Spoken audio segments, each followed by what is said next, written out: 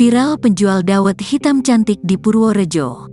Seorang penjual dawet asal Purworejo viral karena mempunyai paras cantik.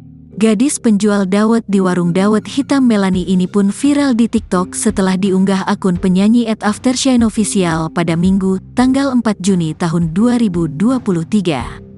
Dalam video itu tampak rombongan band Aftershine yang mampir ke sebuah warung dawet pinggir jalan. Di depan warung dawet sederhana itu terpasang spanduk dengan tulisan dawet hitam manis Melani. Terdapat juga foto wajah pemilik warung dawet.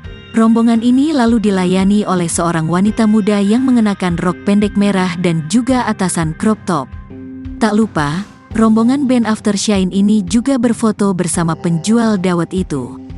Mampir ngedawet ternyata ini yang lagi viral itu, mana bajunya sama plek lagi, tulis pengunggah. Video ini pun langsung mendapat banyak komentar dari para netizen.